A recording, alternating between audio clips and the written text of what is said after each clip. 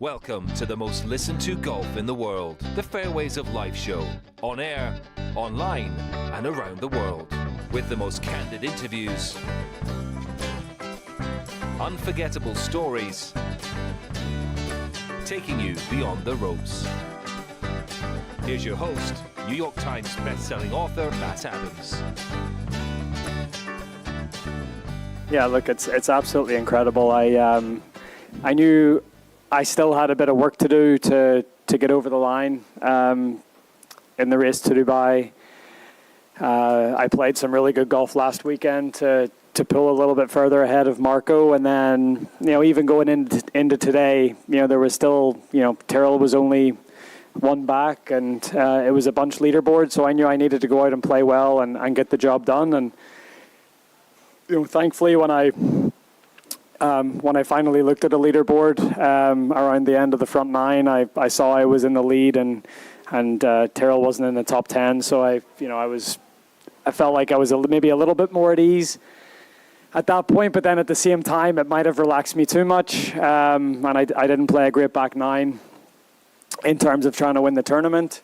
Obviously, I did what I did at the last and got myself into a playoff. But look, I feel like the last couple of years, I've come into these two events in Abu Dhabi and here, and really didn't need to do much to win the race to Dubai. But I'm really proud of myself that I came here after the season that I've had, and I knuckled down, and I played some really good golf to get the job done. So would have been lovely to finish it off with a win today. But I'm really happy for Matt as well. He's he got off to a rough start this year, and he's really turned it around, and very, very deserving winner at the end of the day.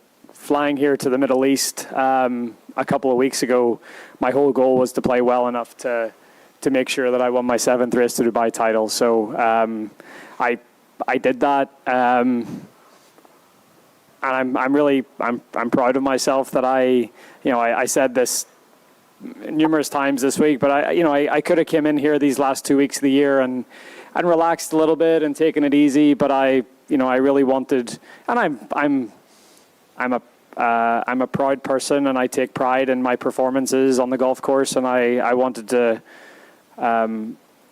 give a really good account to myself these 2 weeks, and I feel like I've done that.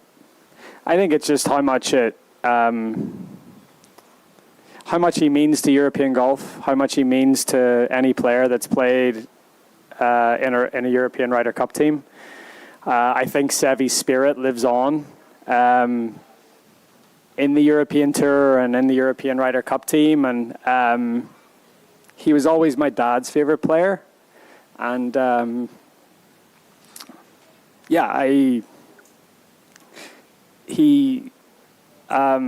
he's a beacon of what European golf stands for, and I just think about growing up and playing golf, and my dad being such a big part of it, and then like his sort of connection to Seve, or Seve was the one that really got him inspired to play golf, and then to just, I don't know, I think it's just the parallels of that. But yeah, when I hear Seve, it just sort of brings me back through my whole journey in the game, and it makes me quite emotional. I hope so.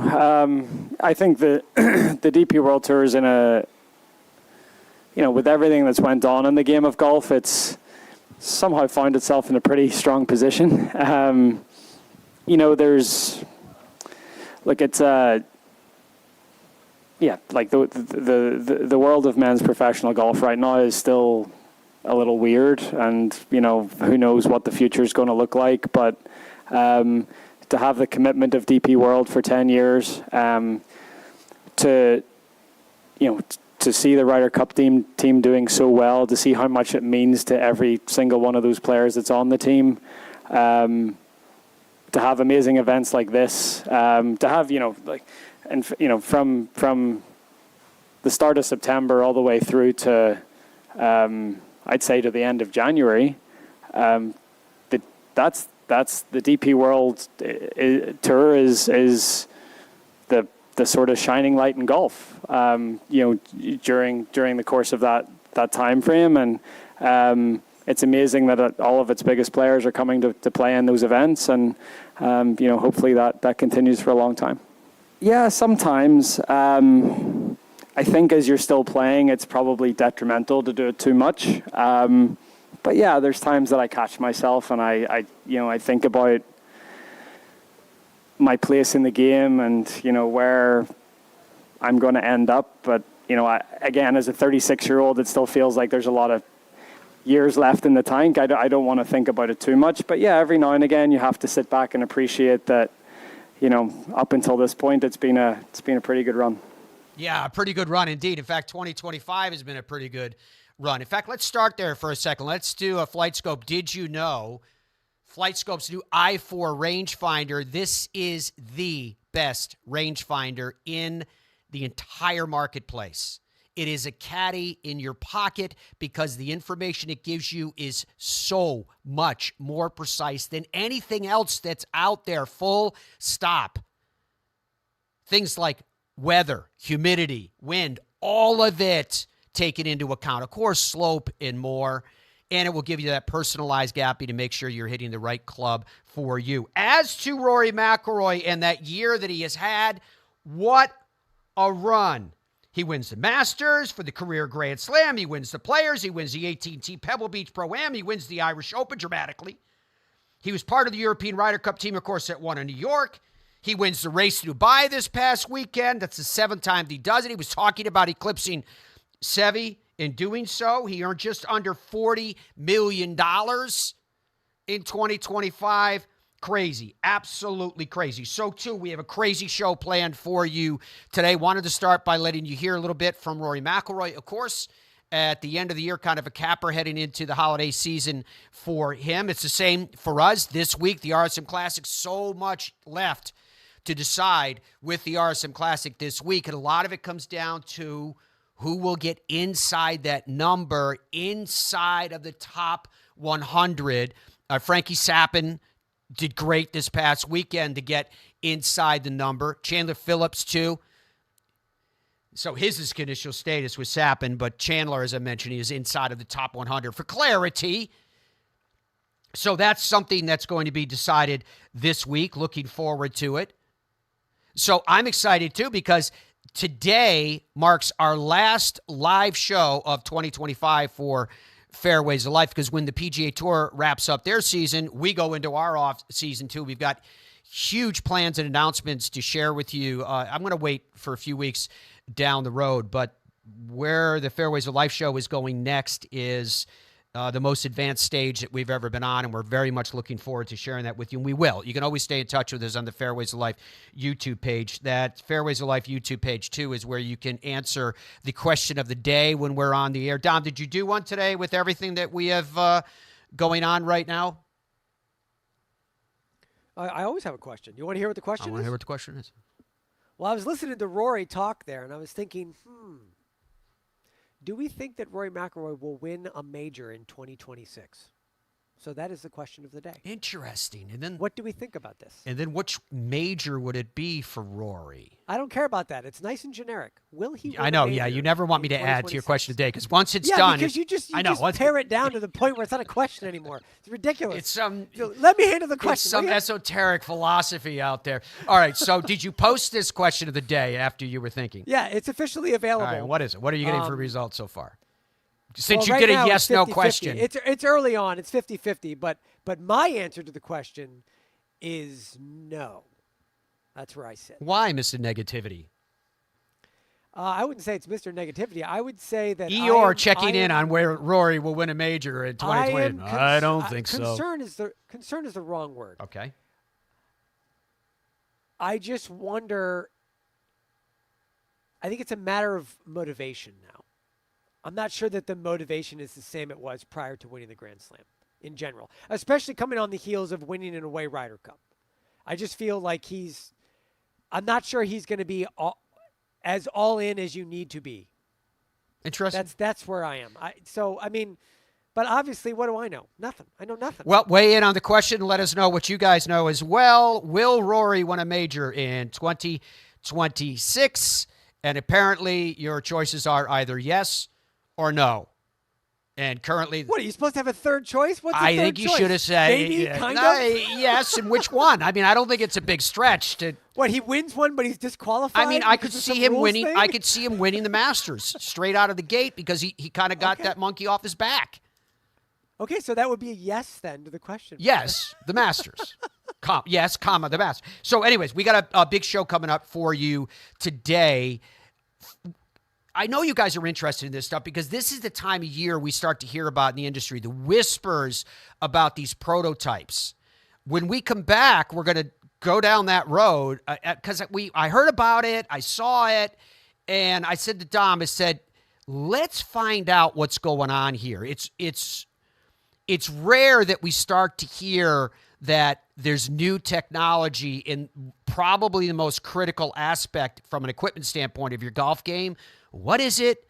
Why are we hearing about it now? What does this mean? Is this 26? Is it beyond that? So I know I'm being vague about that, but you'll get the answers that we're all looking for coming up on the other side of the break. And then we're going to be joined by a player that just won on their respective tour. Yeah, I'm being vague on that one too. That's called a tease in our business, but I'm very much looking forward to catching up with this player because of the 10,000 plus interviews we've done on the Fairways of Life show in the past. This is not one that has existed in our archives previously. This is a first time for us with this individual, and this individual is winning on the global golf stage. More of the Fairways of Life show coming up, folks, right after this.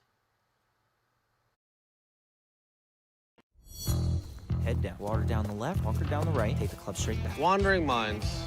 When golfers lose their focus, they're totally... But Bridgestone can help. Introducing Mindset. The ball scientifically designed to keep you focused. First, identify your target. Next, visualize your shot path. And then focus on the green dot and smooth one. Play the Tour B and E12 with Mindset technology. See what happens when we work together? Stuff like that. FlightScope Mevo Plus is the ultimate indoor and outdoor golf launch monitor and simulator. It gives you the club and ball data you need with the accuracy you demand. Mevo Plus comes with ownership of simulated golf courses for you to play and practice at home. Mevo Plus is an essential golf partner to help you improve and understand your game better. Put more purpose in your practice. To learn more and get your Mevo Plus, shop now at flightscope.com. Golfers today are a different breed. Who? Me? We see the game in a different way. We all have our own styles. We swing our own swing. We have one thing in common. We are all about the details. Introducing the Revel line of grips from Superstroke. With 3 distinct offerings to choose from, the Revel is in the details. Our journey began with a simple yet powerful vision to provide the world with the highest quality Virginia-type peanuts. The Hubbard Peanut Company, where quality and tradition meet to create an unforgettable experience. Visit hubspeanuts.com to explore our full range of products and place your order today.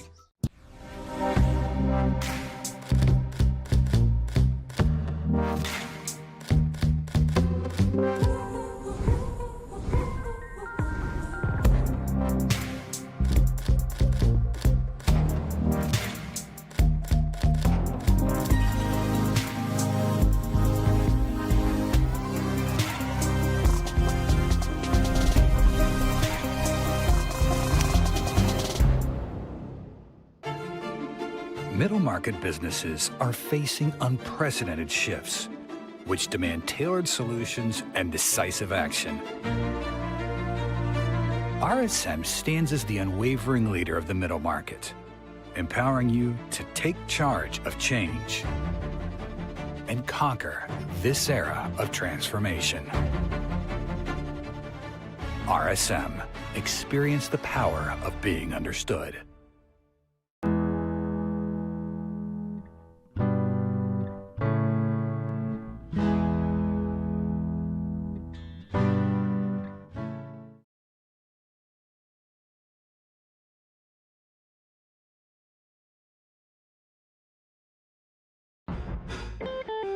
As we welcome you back to the Fairways of Life show. Matty here with you. Dom and Andrew are behind the glass today. So you guys know that Bridgestone has been a longtime partner of the Fairways of Life show. Adam Rehberg is the Senior Marketing Manager for Bridgestone Golf. He joins us from home today where he's sitting in his Bridgestone kitchen as we speak. Adam, what's going on? How are you?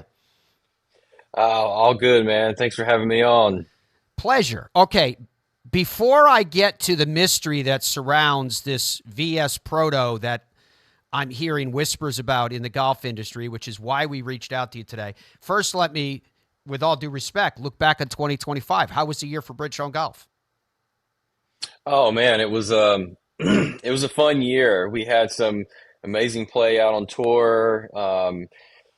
Second year cycle of our Tour B, launched an E12 product that kind of revolutionized matching your trajectory with the ball that fits your game. But on tour, you know, a couple of highlights for sure. Kurt Kitayama pulled out a huge win at 3M, but really one of our standout players in Chris Gotterup just ascended the world rankings, you know, kind of put his stamp on the world, you know, towards the second half of the season.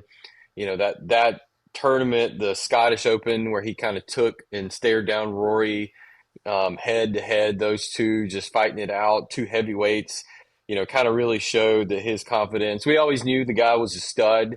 We were just kind of waiting on that big tournament for him. And then he, you know, made his way to Eastlake and made it into the final 30 and finished in the top 10. So really great year for Chris. That was one of the star highlights that we had of this past year for sure. When you're talking about a player of the caliber of Chris Gotterup and making sure that in your arsenal of golf balls that he's playing the right one, how does that lend itself to the conversation of saying, if it's this important for the best players in the world to make sure that they're fit for the right golf ball, how important is it for everyone else to make sure that they're fit for the right golf ball? Absolutely. I mean, we have a lot of conversations with these tour guys, but they're just a small part of the reason we do what we do.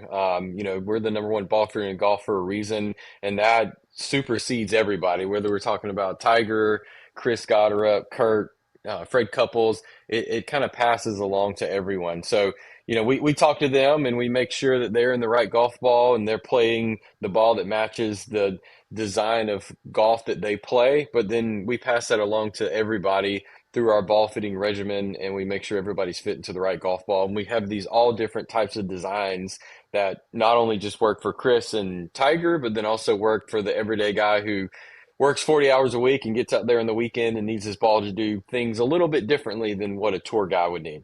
Yeah, but doesn't it surprise you as a person that's an expert in your particular area for fitting when you run into an amateur golfer and they go, oh, no, Adam, I'm not good enough to be fit? No, it's quite the opposite. I mean, you know, I always kind of try to relate it to this. If you think of it from a club perspective, and a guy's just, you know, he plays a couple times a year. Maybe he's a scramble guy and he plays in a few of those, and he says, "Oh, the clubs don't matter." And then you look in his bag and he's hitting, you know, MB blades and he's got X100s, and you're like, well, you're certainly not helping yourself here. So the same thing is with the golf ball. You know, a guy, we hear it all the time when they come up to ball fittings and they say, I don't play enough, it doesn't matter for me. And it's quite the opposite. A lot of the times we can see a larger amount of standard deviation improvement on an everyday weekend player who doesn't get out there enough and doesn't keep his game up like he would like. You know, his standard deviation is going to be really wide versus a Chris Gotterup or Jason Day, where their standard deviation of where they hit it across the face is very tight.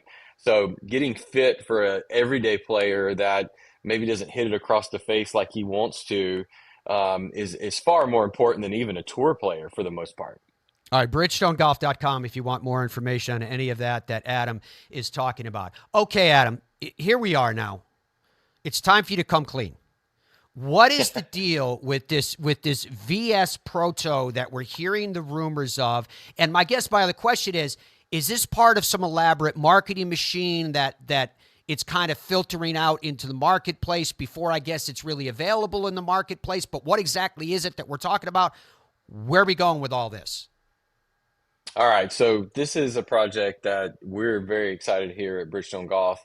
And obviously, every couple of years we redesign, our tour series of golf balls. And what the VS project, VS prototype project is it's a really huge study of this design of golf ball. So going into next year, we're very much looking forward to the golf balls that we will be launching, and we'll talk a little bit more about those a little later down the line. We don't want to give away too much about the ball, but this VS prototype project was a huge undertaking, and it really is a material discovery on the part of our R&D team. They worked with over 20 different material formulations inside the golf ball and designed over 240 different prototypes for this golf ball. So the VS prototype is kind of a naming mechanism to keep the veil over the final product that we're going to be launching. And we'll kind of talk a little bit more what VS means and what black means and blue and red and green as we kind of get into earlier next year. But one of the biggest things that we noticed was kind of the ball speed. And this material discovery allowed us to do that. Again, can't talk too much about what the material is and what it's doing until we get a little bit further down the line. But we got these VS balls out to consumers and pros alike, and we started seeing amazing results. And we did it sooner than we ever have here at Bridgestone Golf. About now, maybe mid-November towards December is about the time we usually get our prototypes out to the guys on tour. They start playing them around the President's Cup or Ryder Cup or the Hero World Challenge, Grant Thornton. They start kind of mingling with the ball, but we actually got the balls out to the guys during the FedEx Cup playoffs, and Jason Day played them during the FedEx run. Chris Goddard has put the ball in play. So hearing amazing results, early adaption has been one thing that we've been very happy about. As you well know, Matt, a lot of the tour guides don't want change. They want the ball to be just like what they're consistently used to, rather than sometimes embracing the change. As consumers and everyday golfers, we sometimes say, hey, give me that big change. Like, I want to hit the ball a lot further. I want it to spin more. But tour players are definitely very fickle, and they want the ball to do exactly what they're used to. If they hit their 9-iron 142, they want the 9-iron to go 142. Well, probably pitching wedge these days. But they want the ball to do exactly what they're supposed to do. So early adaption was amazing. The players are very excited about the golf ball, and we're excited to divulge more and more details about this new ball in the next 30 to 45 days. Yeah, because before you know it, we're going to be at the PGA show. So can I ask you one question about divulging information about this? Is it reasonable for me to assume that this new prototype with this new remarkable material and performance will be available to golfers in 2026? I would say that assumption is pretty wise. Okay. All right. So we're getting someplace with Adam, a man shrouded in mystery at Bridgestone Golf. But BridgestoneGolf.com, as I mentioned, folks, is where you can go to get information on all the things that Adam has talked about and those things that they will be revealing, as he shared, in the next 30 to 45 days. It all lies in store, and that means that you guys can be fit into the perfect golf ball. Adam, thank you very much for joining us, my friend. Happy Thanksgiving coming up, and we wish you the best moving forward. Looking forward to learning more about all this. It sounds exciting. You as well, Matt. Thanks for having me on. I appreciate the time. All right, my friend. We'll talk to you again soon. Folks, Ben Hogan Golf is back. Make sure you check out the equipment with Ben Hogan Golf. If this is a man that you hold to be iconic in the game of golf, then how about his signature etched right in the metal of the irons that you play? Because these irons are absolute works of art, but the work of art is balanced with real technology. Play your very, very best. Log on to benhogangolf.com and see why now is the time for you, too, to play some legendary golf. We'll be back with more.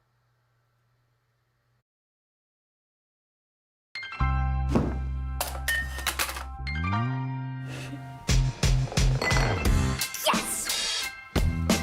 This is golf. A shot, honey. And this is Golf's Superstore. Oh, yeah, we'll take it. In Ireland, golf is more than just a game. Come and experience our world-famous links courses and our world-famous Parkland courses, all set alongside world-famous scenery. And visit our world-famous historic sites. And while you're here, enjoy our world-famous hospitality. Fill your heart with Ireland at ireland.com/golf. Ben Hogan Golf Equipment is back. Established in 1953, we serve golfers who demand excellence of their equipment. Designed by the game's best engineers, forged in the world's best foundries, and built to order in the USA. Don't settle for off-the-rack disappointment. Elevate your game with custom clubs at direct-to-consumer pricing. Exclusively at benhogangolf.com. That's benhogangolf.com. The Rome clubs are causing you strokes. PXG can fix that for an amazing new price. PXG Black Ops drivers, double gold winning, effortless distance, and game-changing forgiveness. PXG Gen 7 irons, unmatched quality, precision, and a feel so pure you'll never want to swing anything else. Save your season and save with incredible new pricing on Black Ops and Gen 7. Book your fitting now. PXG, you've never played like this before. Imagine your ultimate golf experience. There's a good chance it's Michigan's Magnificent 11. 11 spectacular courses from Boyne Golf, varied in both topography and play. Boyne Golf was named the #1 best golf destination in USA Today Reader's Choice 2025. And the Highlands at Harbor Springs is the #2 golf resort in that same USA Today poll. The ultimate golf experience. That's Michigan's Magnificent 11. Hey, I'm golf broadcaster Matt Adams. You know, Hub's Peanuts has been cooking up the top 1% of peanuts for over 70 years. And these aren't your average nut. These are super extra large Virginia peanuts cooked in the USA. Family-owned Hub's Peanuts have more protein than any other nuts. So whether it's a boost on the course or a special gift, the variety of flavors guarantees Hub's Peanuts is just what you need. Family-owned, nutritious, delicious, and sustainable. Hub's Peanuts, it's just right. HubsPeanuts.com.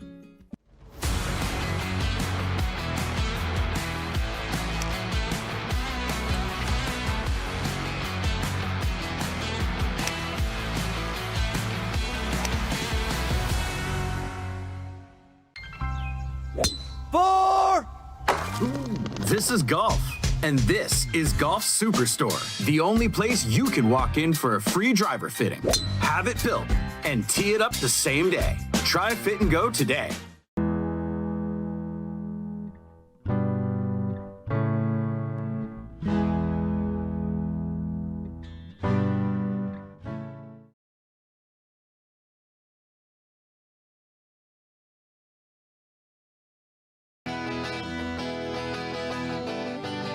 As we welcome you back to the Fairways of Life show, Matt Adams here with you, delighted and excited to have the company of Linn Grant. This past weekend, she won the Annika, driven by Gamebridge at the Pelican, that for her second win on the LPGA Tour. She, who hails from Sweden, to win this event, think about that, with Annika Sorenstam's namesake on it, no doubt will be a special one. I'm going to talk to her about it in just a second. Her list of accolades for Linn are stout. Prodigy, I realize that's a strong word, a strong label, but her background was anything else, I can't find it. I mean, you be the judge. Her grandfather and father both played professionally, so the pedigree was already there, and she showed as much at an early age. As an amateur, she won the Ladies British Am, the German Girls Open, the Scottish Women's Open, and she was an All-American at Arizona State.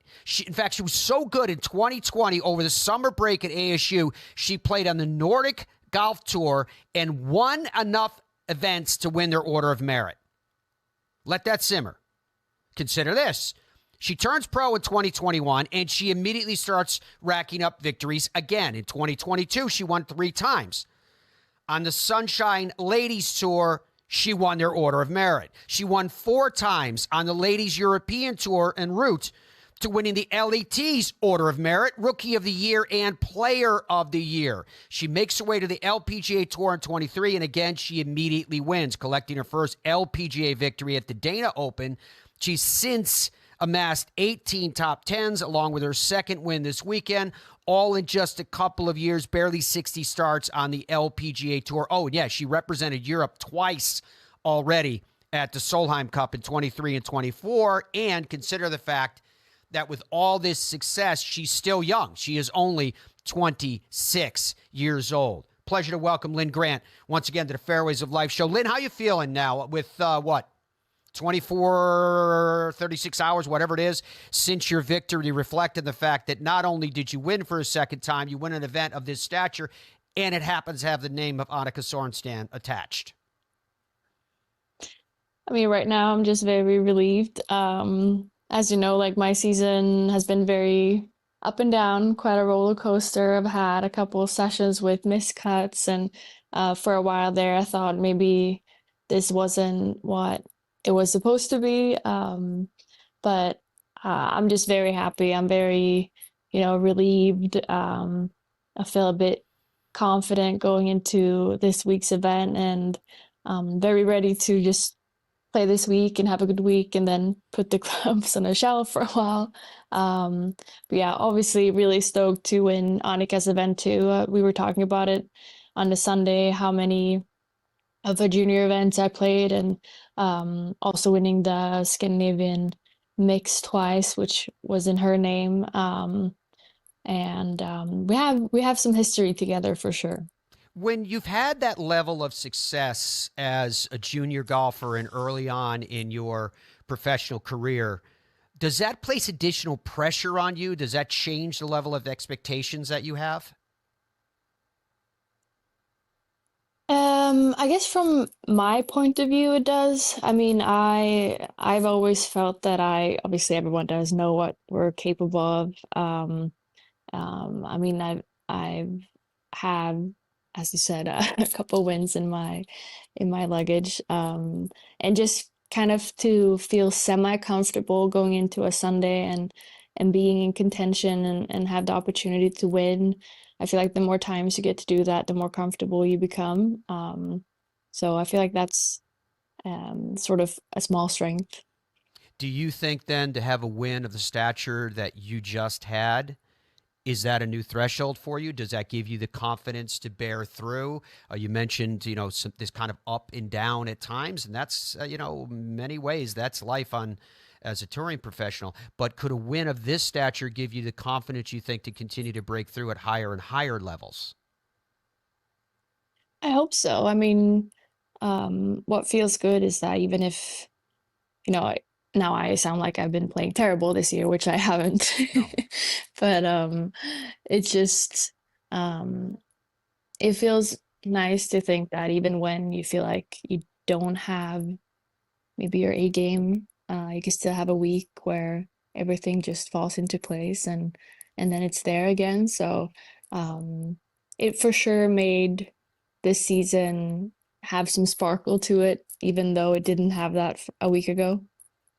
Are you going to get home you mentioned kind of taking a break after this week and being able to, put the clubs aside and refresh yourself, but will you have a chance to get home, or are you based in the USA now? How is that in terms of life balance? No, I don't have a base at all in the US, so I go back and forth from Sweden during the season as well. So after this week on Monday, we go home, and I'm home for sure all of December, and then we'll see how January goes, where we'll go and practice, because Sweden is obviously too cold. Yeah, my wife is Swedish, so I'm somewhat familiar with some of the customs and the food, like knäckebröd and things like that. So when you're over here and you're playing in earnest on the LPGA or traveling the world playing for the LPGA, what kind of pulls at the heartstrings for you? What do you miss about back home in Sweden? Oh, I miss being able to walk everywhere. That's probably the one I miss the most. Like you go out if you need to grocery shop, like I can walk there, or bike, or like everything is so much closer. I feel like over here, if someone says something is like 4 hours away, that is so far in Sweden. But over here, it's like, oh, it's really close, So just the fact that you can walk everywhere and you don't have to take your car, it's way more. Yeah, I just like that more, I guess. Obviously, with your dad and your grandfather, you had a chance to be introduced to the game of golf. Do you remember your earliest kind of memories of golf, and how was it that you became smitten with it yourself and it ended up being your life's vocation? I think my first couple memories of golf is just like watching my dad hit balls on the range. He was always going out to practice, and he lured me with him with um, saying that I get to have ice cream when he's done and stuff like this. But I always remember I would do putting contests with his buddies out at our course, always for ice cream. Or I would go in the buggy when he played. That was probably the most fun I had growing up on the golf course. Um, so I think what made me stick to golf was that I gained a lot of friends out on the golf course in my own age, and we had a lot of tournaments together during the summers, and then I was really competitive, so I really like to just have goals of beating them, and especially beating the boys. Very, very cool. So I've made note of the fact that if we ever need anything from Linn, ice cream is the motivator that we need to employ to make sure that she abides. What's by the way, what is your favorite ice cream? Since we're down this path, we might as well finish it. Either coconut or mint. Mint Coconut? chocolate. Really? That's Yes. Oh, coconut ice cream is so good. Put that down, Andrew. Put that on our notebook of the same.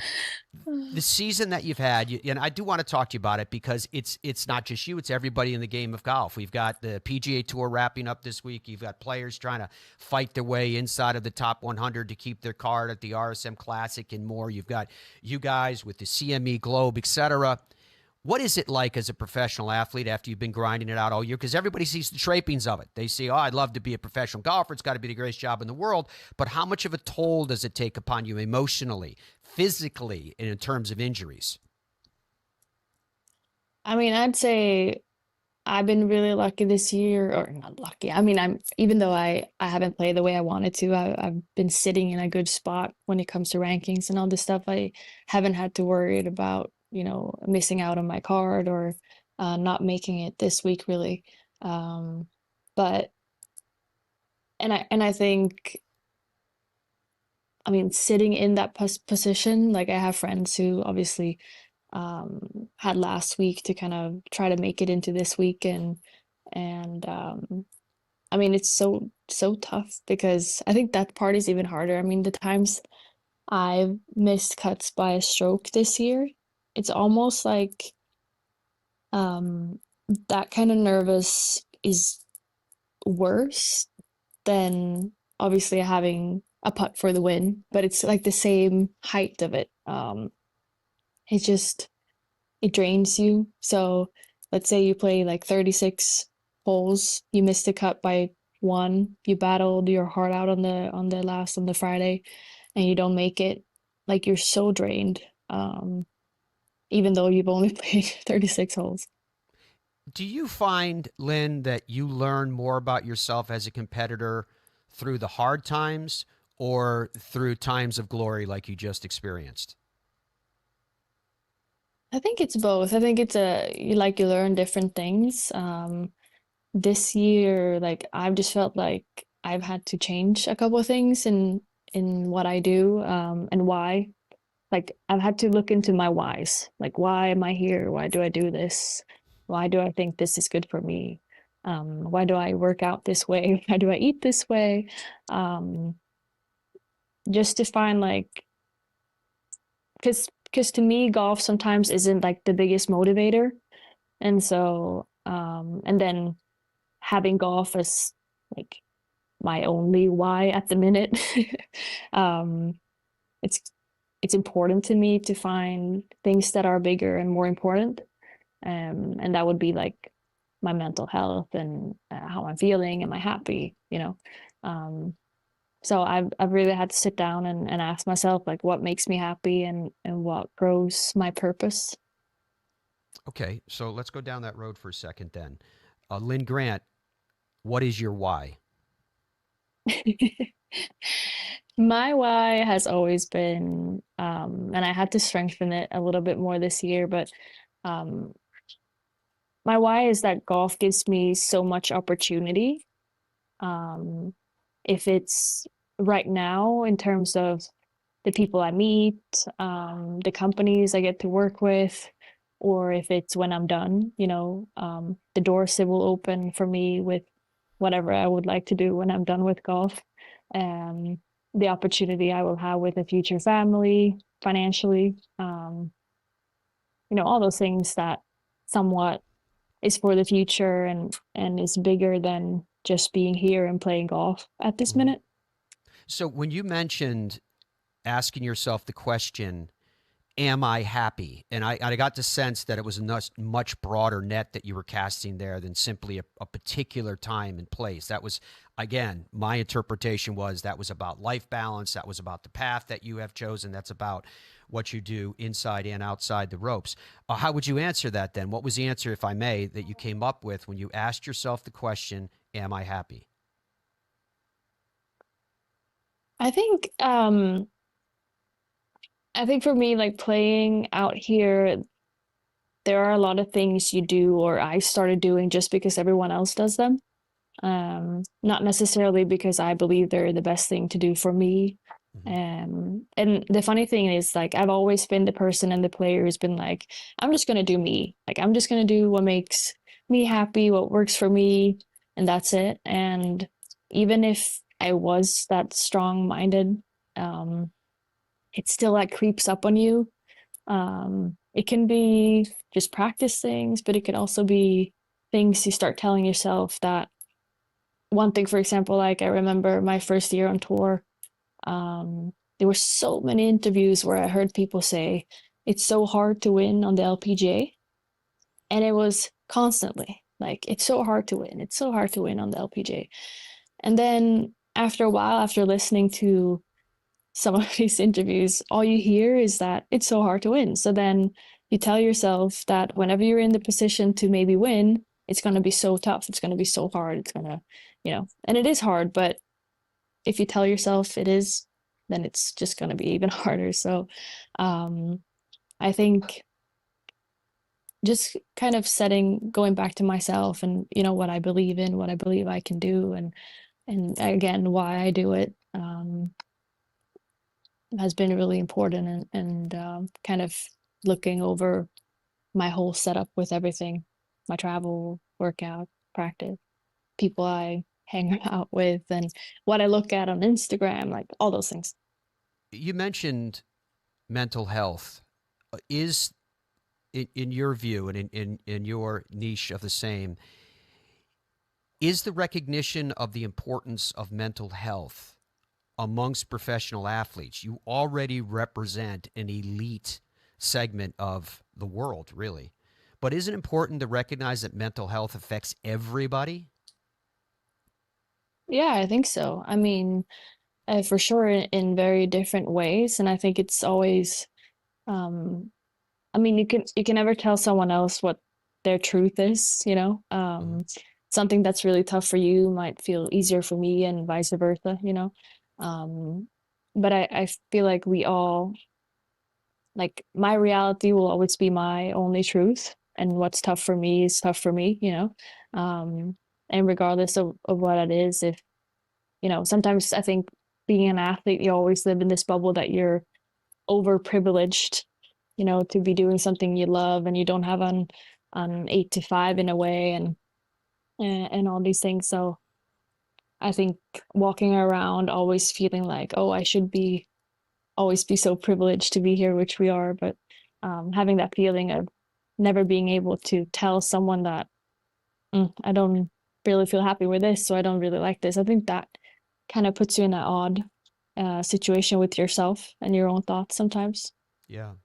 You also mentioned you needed to make a couple of changes this past year. If I may, can I ask you about what those changes were that you made? And I presume you were talking about your game.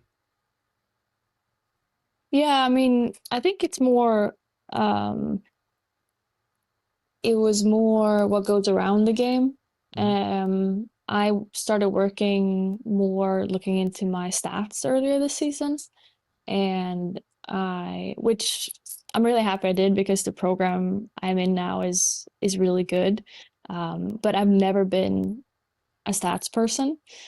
But I started after every round, I checked what my stats were and how they compared to everyone else. And if I walked off the course and I felt really happy with my game, sometimes the stats will just punch me in the face and say you didn't play well today.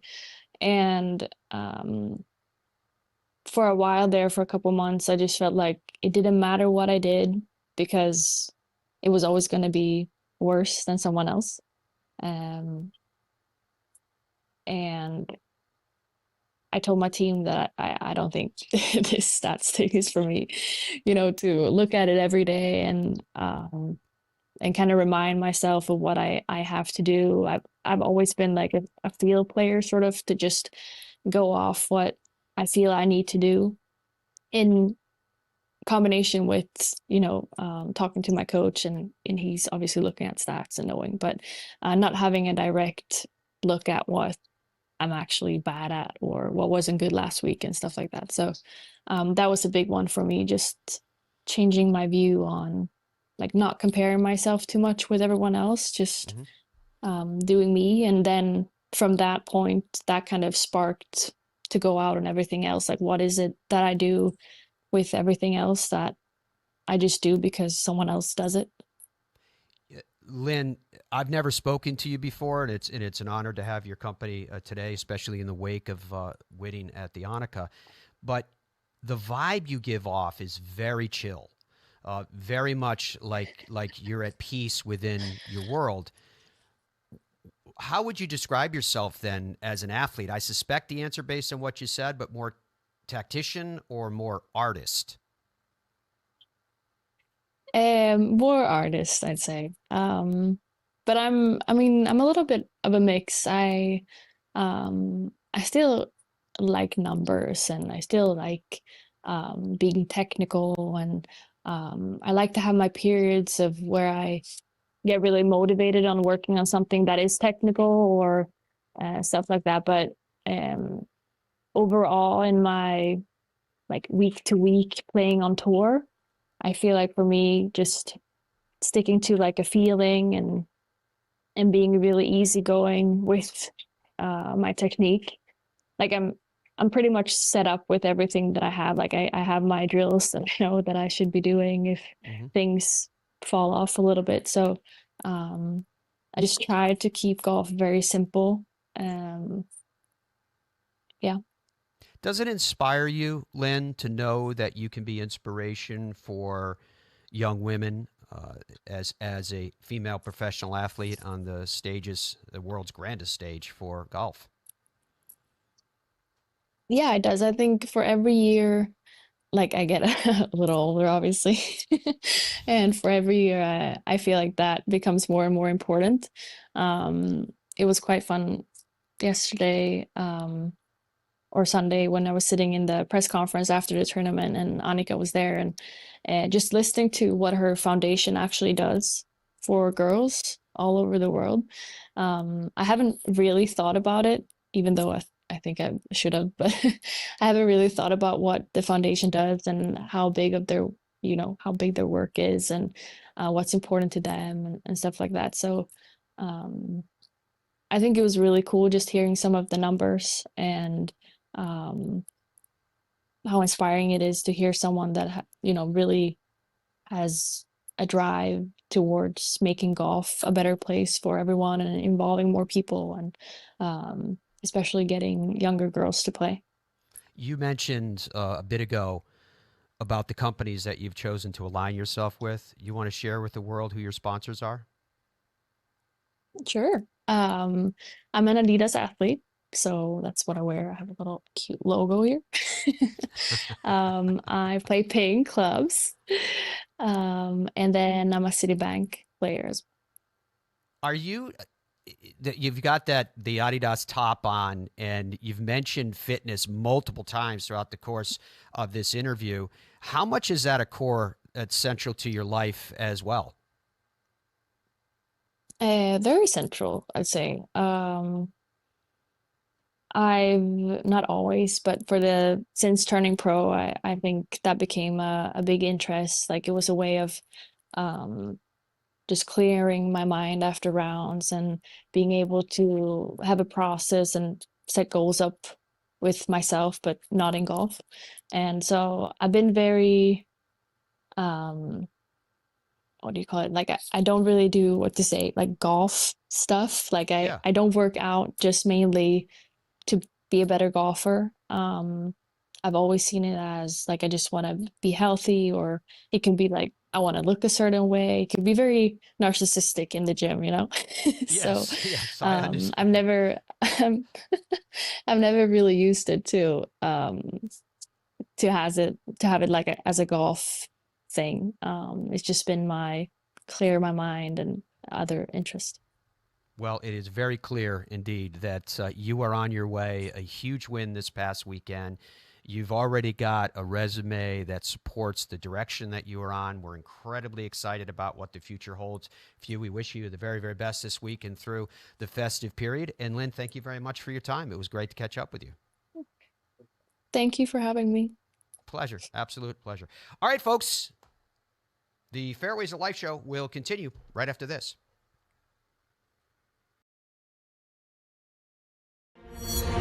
I got ball fit in 2000 and went on a little run.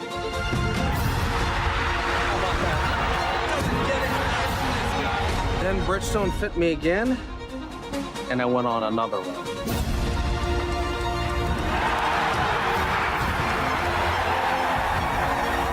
I just got fit again for the new Tour BX. The ball fitting's been helping me. Will it help you?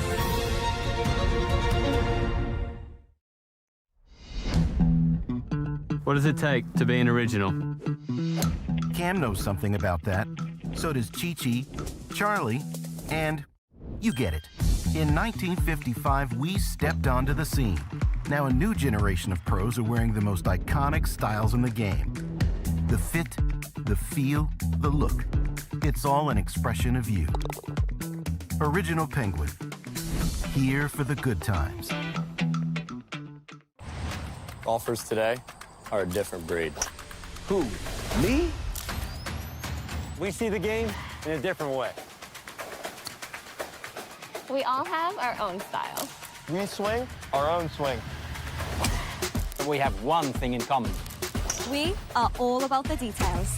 Introducing the Revel line of grips from Superstroke. With 3 distinct offerings to choose from, the Revel is in the details. The Rome clubs are costing you strokes. PXG can fix that for an amazing new price. PXG Black Ops drivers, double gold winning, effortless distance, and game-changing forgiveness. PXG Gen 7 irons, unmatched quality, precision, and a feel so pure you'll never want to swing anything else. Save your season and save with incredible new pricing on Black Ops and Gen 7. Book your fitting now. PXG, you've never played like this before.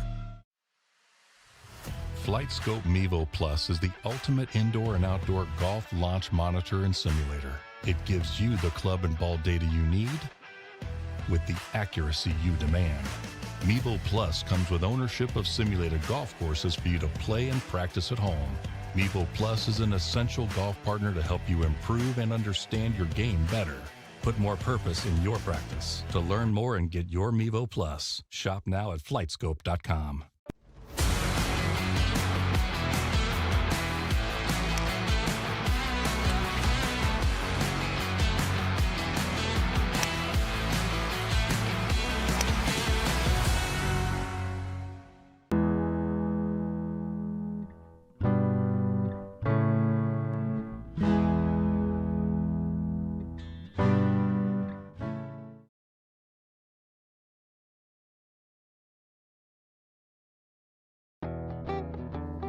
What's going on, folks? Welcome back to the Fairways of Life show as we wrap it up. And it's a wrap-up for us for the live season as the PGA Tour wraps up this week, the RSM Classic.